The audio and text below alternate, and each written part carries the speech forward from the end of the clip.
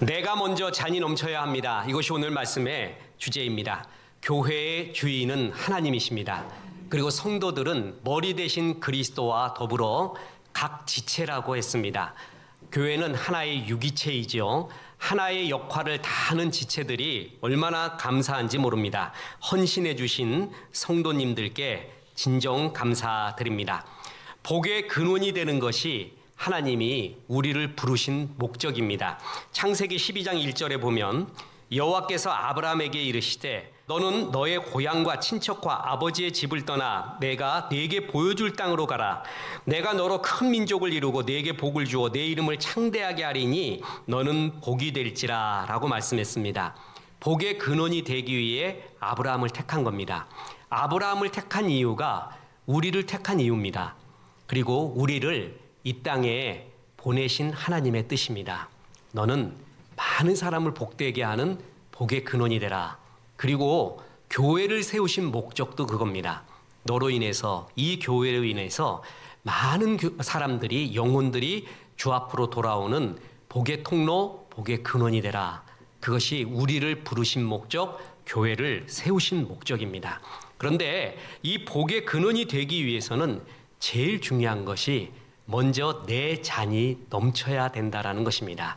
그래서 하나님이 오늘 주시는 말씀은 첫째로 내가 먼저 잔이 넘치라 하는 것입니다. 시편 23편 5절에 주께서 내 원수의 목전에서 내게 상을 차려주시고 기름을 내 머리에 부으셨으니 내 잔이 넘치나이다. 다윗의 삶은 한마디로 잔이 넘쳤습니다. 넘쳐야 많은 사람에게 복을 줄 수가 있는 것입니다. 내가 하나도 없잖아요? 그러면 줄 수가 없습니다. 어떤 사람 보면 줄 만한 한 방울의 물도 한 방울의 기름도 없는 것이 느껴집니다. 제일 불쌍하고 안타깝습니다. 어떤 사람은 너무 많이 넘쳐버려요. 근데 교만이 넘쳐요. 교만. 그래갖고 그 물을 받는 사람 다 죽어요. 근데 어떤 사람은 은혜가 넘쳐요. 은혜가 넘쳐서 옆에 있는 사람이 느껴집니다. 예수 잘 믿는 거요. 그것은 하나님도 알고 옆에 사람도 압니다. 한마디로 예수 잘 믿는 사람은 잔이 넘쳐요. 얼굴에 은혜가 넘치고요. 눈빛이 은혜가 넘쳐요. 말에 은혜가 넘치고 삶에 은혜가 넘쳐요. 그건 숨길 수가 없습니다. 저 사람 정말 하나님 잘 믿는 넘치는 사람이구나. 한마디로 예수 잘 믿는 사람은 잔이 넘치는 사람입니다. 믿음의 영웅들 보면은 하나님의 일을 많이 했거든요. 그런데 그 사람들이 공통적인 일들이 먼저 자기 자신이 충만하고 풍성하고 잔이 넘쳤다라는 것입니다. 요셉과 다니엘 보십시오. 우리가 요셉의 삶에서 참 부러운 것이 창세기 49장 22절 아닙니까? 보세요. 요셉은 무성한 가지, 곧 샘 곁에 무성한 가지라. 그 가지가 담을 넘었도다. 요셉은 한마디로 담을 넘는 삶이었어요. 도둑이 아니라 은혜가 넘은 거죠. 꽃의 월담은 도둑이 아니잖아요. 은혜의 월담은 도둑이 아닙니다. 그 가지가 자기 정원에서도 피기에 모자랐는데 가지가 넘어갔어요. 담을. 그래서 이웃에게도 열매를 주고 그늘을 주는 멋진 복의 통로가 됐단 말이죠. 근데 요셉이 그런 삶을 살 수 있었던 근거가 뭐예요? 먼저 자기가 충만했어요. 요셉은 히브리 노예로서 애굽의 시위대장 보디발의 집에 팔려가게 됩니다. 시위대장이 뭐냐? 잘은 모르겠어요. 나 경호실장 정도 돼요. 경호처 최고. 애굽이라는 막강한 나라의 경호 담당, 그 집은 엄청나게 크고 노예들도 굉장히 많은 거예요. 한둘이 아니에요. 거기에 실장, 이 주인의 눈에 뜰만한 그것도 히브리 소년 노예란 말이죠. 그리고 보디발의 그 요셉을 볼 때의 느낌이 뭐냐 하면 저 애는 다른 노예와 같지 않고 뭔가 삶의 원리가 있다는 거예요. 그 원리가 뭐냐 하면 여호와 앞에서 살고 있구나. 하나님 앞에 살고 있구나라는 걸 느꼈고 그 야훼 하나님이 저를 축복하고 있구나. 그래서 그 요셉 때문에 우리 집도 더 축복하는구나 하는 것을 하나님을 안 믿는 사람이 느낄 정도였어요. 정말 요셉은 차고 넘쳤던 거예요. 그 하나님과 가까이함의 충만함이 다른 사람이 느껴질 정도로 그를 전폭적으로 신뢰할 정도로 그는 충만했습니다. 복의 근원이 되기 위해서는 내가 먼저 충만해야 된다는 겁니다. 우리나라 조선 임금들 중에 우리가 손에 꼽을 만한 임금, 성광이 누구냐? 그럼 학자에 따라 결례가 다르지만 4명, 5명 뽑는 사람도 있고 2명 뽑아봐라 그러면은 세종과 정조를 거의 뽑습니다. 우리 잘 알잖아요. 세종대왕, 한글 창제, 집현전, 그 농사직설. 세종은 과학, 농업, 그리고 그때 농업은요, 제가 잘 모르겠는데 흑점의 활동이 제일 활발했던 시기래요. 그러니까 전 세계적으로 흉년이 들었던 시대, 흉년이 들 수밖에 없는 시대에 조선은 풍년을 만드는 그 왕이 세종입니다. 그는 이런 애민정책, 훈민정음을 창조하는 애민정책을 필 수 있었던 근거가 뭐냐면 자기가 먼저 충만했습니다. 공부를 정말 많이 하고 백성 사랑하는 마음을 내가 먼저 충만히 갖고 있었다라는 거죠. 자, 세종의 아버지가 태종입니다. 태종이 죽기 전에 유언을 했는데 세종 쟤는 꼭 고기 먹어야 된다. 그래갖고 어릴 때부터 이 태조의 집안은 말 타고 무예가의 집안이란 말이에요. 활 쏘고 말이에요. 세종은 좀 별났어요. 말도 못하고 이놈이 아무튼 운동도 잘 못하고 그냥 들이먹기만 하고 책만 보는 거예요. 고기 너무 좋아하고. 그래서 내가 죽었을 때 3년상 하면서 아들이 왕이 이제 고기도 안 먹고 그래야 되는데 쟤는 예외로 해라. 쟤는 먹어야 산다. 오죽했으면 태종이 그런 유언을 했겠어요?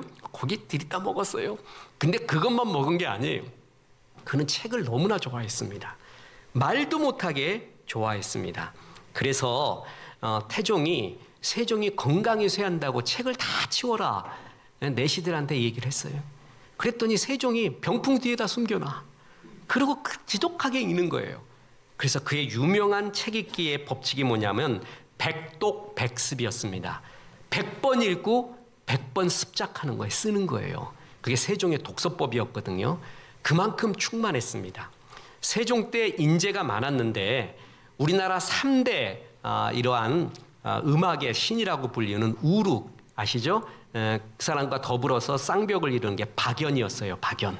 원래 그가 음악 전공은 아니었는데 박연이 우리나라의 악을 만들어가기 시작합니다. 그래서 편견이라는 걸 만들었어요. 편경. 실로폰 세우는 거하고 똑같은 거예요. 돌로 만들어서 땡땡 치는 거란 말이야. 편경을 만들어 왔다고 세종 앞에서 시연을 합니다. 세종이 너무 좋아합니다. 그런데 박연한테 말합니다. 조금 이상하다. 음이 조금 뒤틀린 것 같은데 그랬어요. 그랬더니 이 악성인 박연이 이럴 수가 있는가? 왕이 이거를 어느 정도를 알지? 그리고 진짜 들어보니까 음이 약간 뒤틀려 있어요. 그게 어느 정도 뒤틀려 있었냐면 반음의 10분의 1 정도. 그러니까 뭐 완전히 신의 경지죠. 그걸 알아차린 게 세종이었습니다. 왕들이 굉장히 싫어하는 게 경연이었습니다. 경연이 뭐냐면 신하들하고 왕들하고 모여가지고 학문을 논하면서 유교 경전에 의하면 이런 구절이 있으니까 우리가 정치를 이렇게 해야 되지 않겠습니까? 왕은 이러한 덕목이 있어야 되지 않겠습니까? 그런 거를 논하는 자리가 경연이에요. 왕들이 싫어해요. 왜냐하면 지금 왕보다 전부 공부 잘하는 사람들이잖아요. 여러분 거기에 뽑혀서 경연에 올 정도 되면 조선은 600년이 이어진 것이 과거제도 때문이라는 말이 있습니다.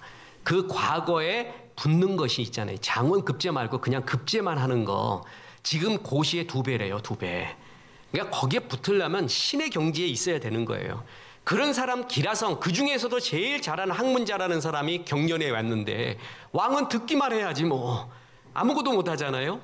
그런데 이 조선의 왕 중에서 그 경연을 되게 좋아하고 경연 때 신하들을 가르친 2 왕이 있었대요.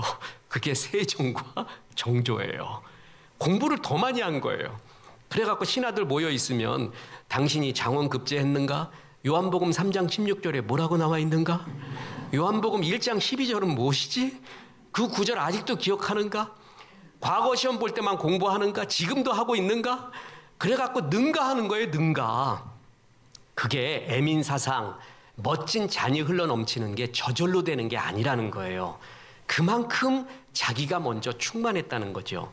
정조대왕의 아버지가 사도세자 아니에요? 비극을 안고 살았어요. 그리고 끝내 자기를 모함하고 죽이려고 하는 세력을 그걸 견제하면서 조선의 제2의 르네상스를 일으킨 게 정조대왕이란 말이죠. 그 정조가 규장각을 만듭니다. 왕립도서관이자 싱크탱크예요. 개혁 추진의 싱크탱크. 거기서 그 유명한 이덕무, 박제가, 서희수 같은 사람이 발굴되고 그들과 학문을 논하는 게 정조의 즐거움이었습니다. 실학을 만들었죠. 실학이 부흥했죠. 그 유명한 연암 박지원, 다산 정약용, 홍대용, 그리고 그때 그 유명한 김홍도, 신윤복, 기라성 같은 사람들이 그때 나옵니다. 그 배경이 되어지고 그것을 이해하고 좋아하고 논했던 실력이 있었던 사람이 정조였단 말이죠. 특히 그는 무예에 능했습니다. 그래갖고 무예 도보 통지라는 조선의 무기 체계를 갖다가 만들고 서문까지 쓰고 모든 신하들은 이런 무예까지도 추충해야 된다. 그렇게까지 말할 정도로 무예에도 뛰어나고 특히 자기 스스로를 보호하기 위해서 활 쏘기에는 명궁 정도가 아니라 신궁이라는 말을 듣습니다. 저는 정조실록이 이게 팩트에 근거한 건가 할 때 아닐 수도 있다라고 얘기하는 제 개인적인 견해는 뭐냐면 정조의 활솜씨에 대해서 거기에 기록을 했습니다. 50발을 쏘았는데 50발 중에 49발을 맞췄대요. 그런데 한 발은 왜 못 맞췄느냐? 다 맞히면 교만할까 봐 내가 딴 데로 쏘았대. 그런 기록이 무려 10번 이상 나옵니다. 그러니까 49발을 맞췄다가 10번 이상 나와요. 그러면 현대에 이 국궁을 연구하는 사람이 그게 어느 정도 실력입니까? 그러니까 국가대표 에이스 중에 에이스래요. 에이스 중에 에이스가 그게 가능한 거지. 왕이 어떻게 그게 하겠냐 할 정도로 그는 잘 쏘았습니다. 특히 100발을 쏴서 98발을 맞췄대요. 왜 98발이에요? 50으로 나누면 하나씩 빗나가게 한 거 다 맞췄다는 얘기예요. 그 정도의 실력이 충만했습니다. 그래서 나눠줄 수가 있는 것입니다. 저는 인생의 답은 예수에 있습니다. 백문일답이라는 거거든요. 100가지 질문에 한 가지의 대답이 예수예요. 사람은 앉아서 5만 가지 생각하고 5만 가지 질문을 합니다. 그죠? 그 질문하는 인간의 답은 하나, 예수에게 다 있습니다. 그리고 모든 문제의 시작이 뭐냐? 문제 해결의 시작. 그것이 내가 은혜 받고 먼저 충만하는 것입니다. 산소 마스크 이론 수없이 말했죠. 비행기가 기우뚱해가지고 산소 마스크가 떨어지면은 제일 먼저 써야 되는 게 아버지예요. 아버지. 힘센 아버지가 써야 돼요. 그래야 모두를 살려요. 애가 쓰고 할머니가 쓰면 좋은데 자기만 살고 나머지 다 죽여요. 하는 법을 몰라서. 그리고 나중에 자기도 죽어요. 가장 힘센 아버지가 산소 마스크를 먼저 써야 돼요. 그래야 다 살리는 거예요. 그 집안에 기둥이 있어요. 그 기둥이 제일 은혜를 받아야 돼요. 교회 나오는 사람이 기둥이에요. 내가 먼저 은혜를 받아야 돼요. 그래야 모두를 살릴 수 있는 근거가 되는 거예요. 자, 또 그 찬송 아시죠? 베드로와 요한이 기도하러 올라갈새 성전 미문에 앉은 뱅이 구걸을 하였네. 그때 구걸을 했단 말이에요. 그럴 때 베드로와 요한이 한 말이 있어요. 은과 금 나 없어도 내게 있는 건 내게 주니 곧 나사렛 예수 이름으로 일어나 걸으라. 베드로와 요한이 줄 수 없는 게 있었어요. 뭘 줄 수 없었죠? 은과 금. 왜 못 줘요? 없으니까. 그게 굉장히 영감 있는 찬송이더구만. 왜 그러냐 보세요. 없으면 못 주는 거예요. 은과 금을 달라고 그랬는데 내가 주고 싶은데 못 준대요. 은과 금은 내게 없기 때문에 못 주고 내게 있는 것이 있는데 예수가 있대요. 그 예수는 줄 수가 있대요. 원리가 뭐예요? 없는 거는 못 주는 거예요. 있는 걸 주는 거예요. 내가 있어야 돼요. 있어야 줄 수 있는 거예요. 내가 충만해야 줄 수가 있는 거예요. 교회가 충만해야 줄 수가 있는 것입니다. 엿장수 얘기를 처음 오는 우리 성도가 있기 때문에 한 번 더 합니다. 어느 엿장수 청년 인생 역전을 소개하는 TV, 저는 이게 정말 영감받았어요. 이 청년 엿장수가 영감이 있어. 지금 시대는 그냥 가위질해 갖고 엿 팔아 갖고 되는 게 아니래. 마술을 배우겠대요. 그래서 실은 그 좋은 마술사 찾아가 갖고 넘어지고 다치고 굴르고 강훈련해서 마술을 전수받았습니다. 그러니까 마술가 스승이 이 엿장수 청년한테 마지막 일에 이게 제일 중요한 말이래. 그리고 이 말을 듣고 하산하라 그랬단 말이에요. 그때 해준 말이 뭐냐면, 네가 즐겁지 않으면 보는 사람도 즐겁지 않다. 네가 즐거워야 된대요. 네가 신이 나야 사람들도 흥을 돋굴 수가 있대요.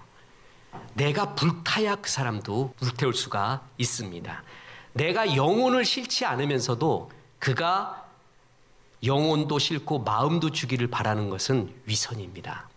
저는 목회자가요, 성도에게 줄 수 있는 최고의 선물, 제일 줄 수 있는 선물이 바로 그거라고 봅니다. 목회자 스스로가 하나님의 깊은 샘물에 닿아서 충만하고 풍성한 모습을 보여주고 있는 것, 그게 목회자가 성도에게 줄 수 있는 최고의 선물이에요. 목회자도 삐쩍 말할 수 있어요. 힘들었거든요. 그럼 얼굴에 나타나요. 말에도 나타나고 눈빛에도 나타나요. 목회자가 정말 맨날 괴로운 일만 있고 부정적인 생각만 해서 쓴소리, 독이 나가는 소리를 한번 하잖아요. 양들은 금방 알아차립니다. 그거 굉장히 상처받습니다.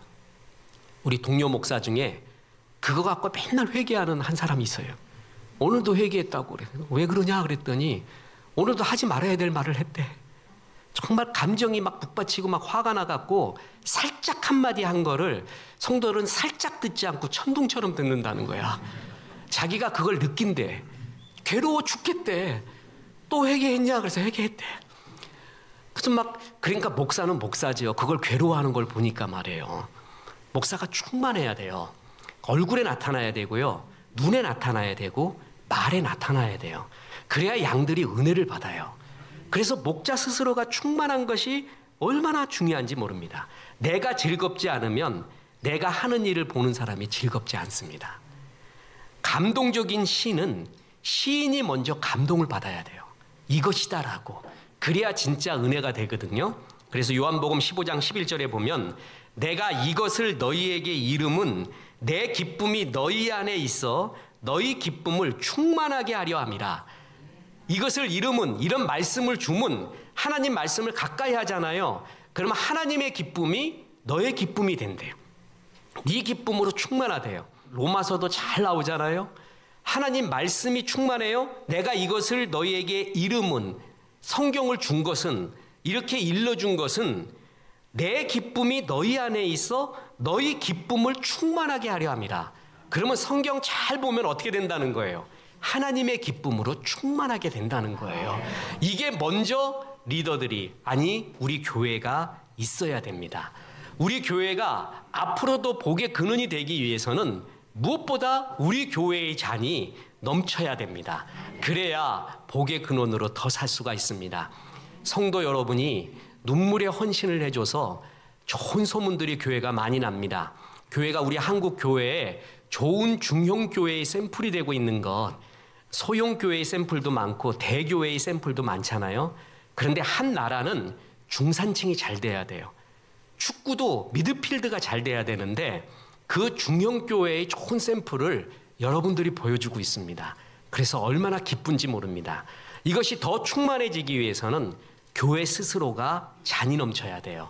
그러기 위해서는 이 교회를 사랑하는 사람, 이 교회의 잔을 채워주는 좋은 헌신자들이 많이 나와야 됩니다. 시편 122편 6절에 보면, 예루살렘을 위하여 평안을 구하라. 예루살렘을 사랑하는 자는 형통하리로다. 참 이 구절이 좋아요. 하나님은 예루살렘을 사랑하는 자를 사랑하십니다. 구약은 예루살렘, 신약은 교회를 의미합니다. 하나님은 교회 사랑하는 사람을 사랑합니다. 우리 성도는 평생 세 가지의 공동체에서 삽니다. 하나는 가정, 하나는 교회, 하나는 직장입니다. 그런데 교회에서 은혜를 받잖아요. 교회에서 내 역할을 하고 사랑받고 은혜를 받으면 가정이 잘 됩니다. 그리고 직장도 잘 됩니다. 교회의 생활이 얼마나 중요한지 모릅니다. 키워드를 갖고 있습니다. 저는 존경하는 원로 목사님들이 있습니다. 그 원로 목사님들에게 받았던 말씀 중에 두 가지는 제 가슴에 잘 박힌 못이 되어 있습니다. 그 중에 하나가 뭐냐 하면 우리가 너무나 잘 아는 요한 3서 1장 2절입니다.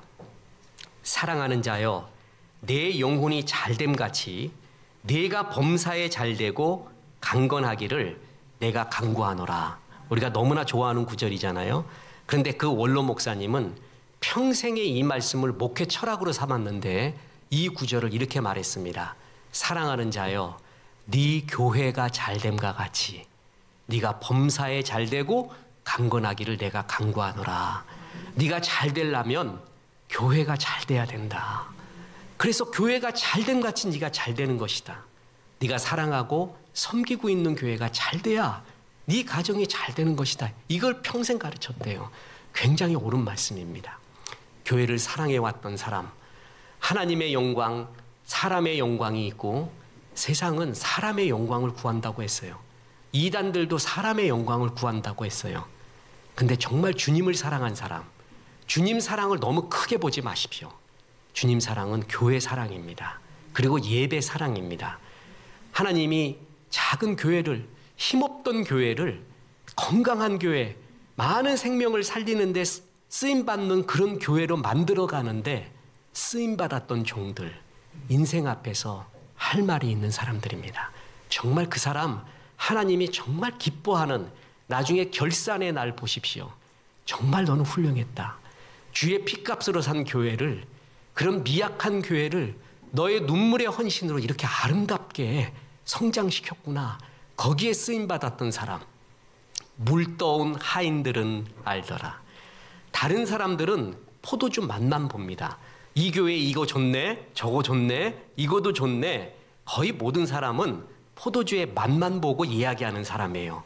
그런데 진짜 복은 뭐냐면 물떠온 하인들, 어떻게 물이 변하여 포도주가 되었는가. 그 과정 속에 일했던 사람, 그 사람들이 물이 변하여 포도주가 되는 기적을 맛본 사람이에요. 하나님은 그 물떠온 하인들의 일을, 그리고 그 수고를 결코 놓치지 않습니다. 물이 깊어야 배를 띄울 수 있듯이 내 물이 먼저 차고 넘쳐야 꿈시름 배도 떠오를 수가 있습니다. 저는 여러분 이제 다 알겠지만 저는 육군 병장, 이사단, 양구 출신. 저는 어디 가서도 얼마나 자랑스럽게 생각하는지 모르면 여러분 육군 병장 그거 쉽게 되는 거 아니에요. 저 우리 교회 그 사역자, 부사역자들 중에 육군 병장 출신 있으면 나와보라 그래. 옛날에는 심했어요. 뭐 방위, 면제 이렇게 했던 어디 남자들이 할 말이 없어. 육군 병장. 그리고 제일 힘들었다는 신교대 거기로 갔습니다. 논산으로 가면 좀 나요. 신교대 그 강원도 신병교육대로 가봐요. 정말 눈물 나오는 곳이에요. 배를 타고 들어가는데 소양강 타고 들어가는 거야. 소양강을 탁 타고 그 물 한 개 하나도 안 기뻐. 그때 전에는 그렇게 이쁘더니 물 한 개가 전부 눈물 같아. 그래 갖고 있는데 소양강 중간에 딱 쓰더니 그 배 운전하던 상병이 이렇게 나와요. 그러더니 탁 담배 피우고 그러더니 야, 배 세웠으니까 다 뛰어내려. 나 같으면 죽어버린다. 여기서 죽을래? 저기 들어가서 죽을래? 여기서 빨리 다 죽어버려. 다 자살하래. 다 뛰어내리래. 미치겠더구만 정말. 용기를 북돋아줘도 그냥 시원찮을 판에 너 저기 들어가면 다 죽는다고 여기서 죽어버리래. 야, 진짜 난 정말 큰일 났다. 그래서 그 배 타고 이사단 가가지고 신병교육대에서 그야말로 뺑뺑이 돌면서 이렇게 했어요. 전역을 했어요. 나 이제 거기서 차 타고 오면 신남 가갖고 이제 이렇게 시외버스 터미널로 오거든요. 근데 다들 그렇게 와요. 그런데 저는 일부러 소양강을 타고 왔습니다. 쾌룡호라고 지금도 있더구만. 쾌룡호 타고 일부러 그 강을 다시 건너오고 싶었어요. 그래서 그 배를 타고 오는데 내 일생에서 3대 축제, 정말 이렇게 좋을 수가 있을까? 이렇게 좋은 날이 있을까가 전역할 때 소양강 쾌룡호 타고 올 때 그냥 커피를 마시는데 나 그때 소양강 커피가 그렇게 맛있는지를 내가 그때 알아서 소양강 커피. 그래갖고 미친 듯이 소리 질렀어요. 야! 그러고 막 이랬더니 거기 타고 있었던 2명의 전역자가 있었어요. 걔도 그거 갖고 온 거야. 같이 나와서 어디 소속이요? 언제 전역했어? 말 필요 없어요. 전부 그냥 향토 예비군 그거 표시 달고 다 왔거든. 춤추면서 막 미쳤어. 그리고 좋아가지고 내렸더니 이제 소양강 건너편에서 이게 표 검수하는 분이 전역한 사람인 줄 알고 또 커피를 줘. 종이 커피를 주면서 축하한다고. 2잔 먹어버렸지. 그러면서 그분이 하는 말이 이 소양강 잘 타고 왔는데 저거 채우는데 7년 걸렸대요. 물 채우는데. 또 나는 이제 목사 되려고 그랬잖아요. 딱 그 얘기 듣고 야, 귀중한 예화가 여기 있구나. 그래서 알아봤어요. 소양강이 지금 최고의 담수를 갖고 있잖아요. 농업용수, 생활용수, 공업용수 그걸 갖다 다 소양강에서 공급을 합니다. 수도권도 커버할 정도예요. 그게 물 채우는데 7년 걸렸대요. 그 물이 채워져야 주는 거예요. 그러니까 내가 채워지지 않고는 줄 수가 없는 거예요. 임산부는 잘 먹어야 되잖아요. 아기에게 젖을 줘야 되잖아요. 그래서 내가 먼저 충만한 것이 중요합니다.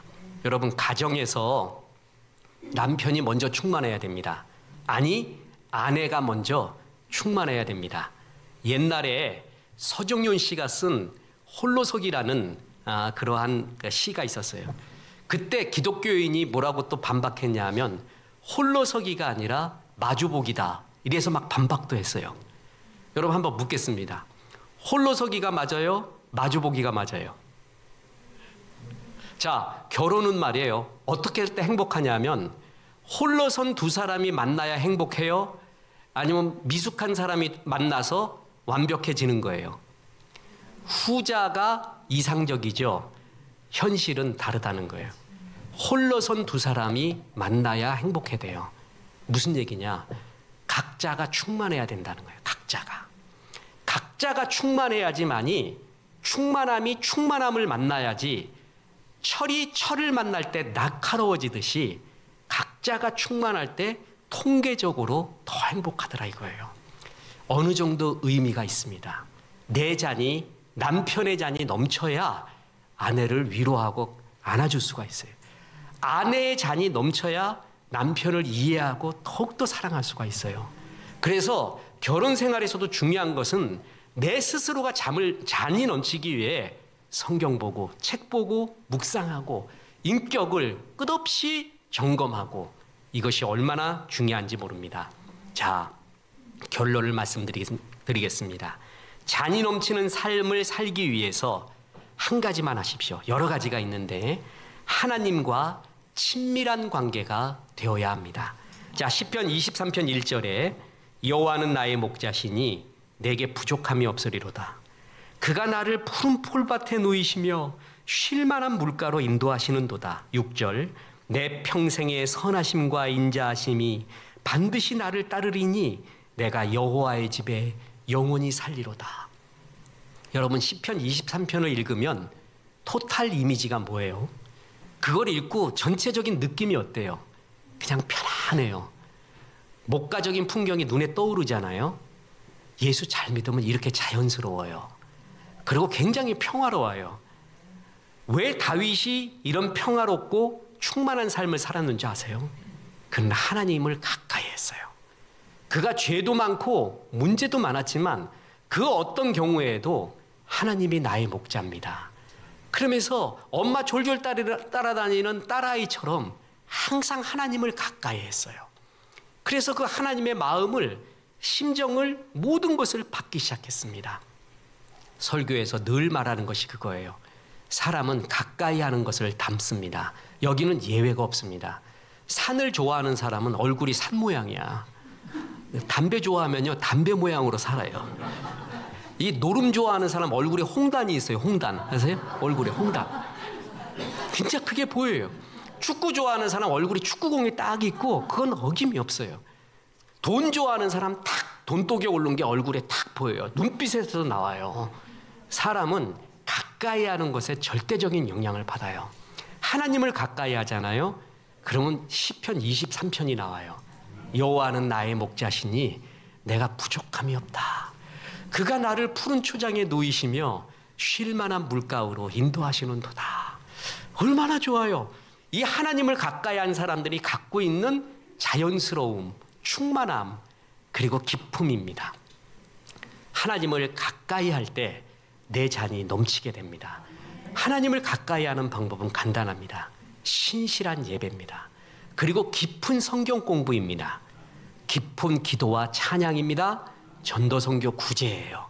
아주 기본적이죠. 늘 들어왔던 말, 그 일을 충실히 하고 있는 사람, 그런 사람이 교회에 많아야 돼요. 그러면서 그 충만함으로, 그 웃고 충만한 마음으로 새로운 사람들을 받아줘야 돼요. 딱 오면은 벌써 환히 웃고 있어. 어서 오세요. 여기가 바로 당신 집이에요. 당신을 기다렸습니다 하고 환히 웃고 있어야 돼요. 그때 오는 사람이 너무 좋아서 여기가 내 집인가벼 그러고 있는 거예요. 오는데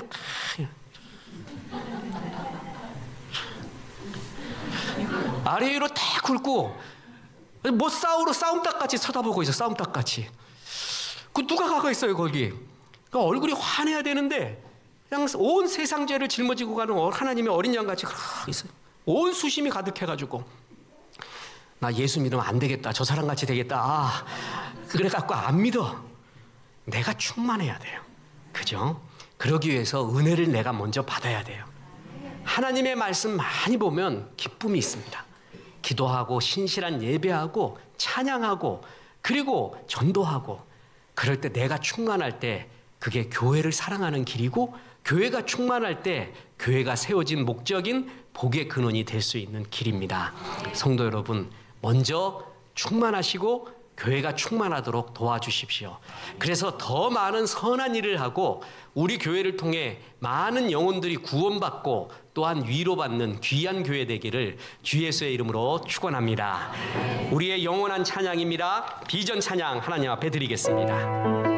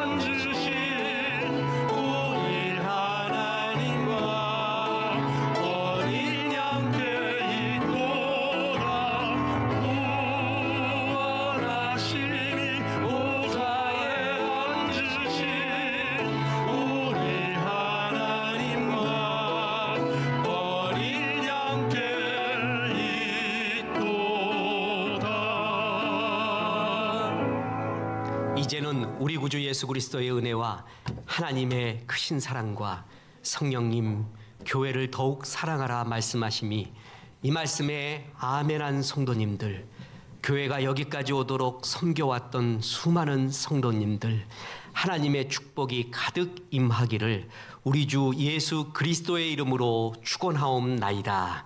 아멘.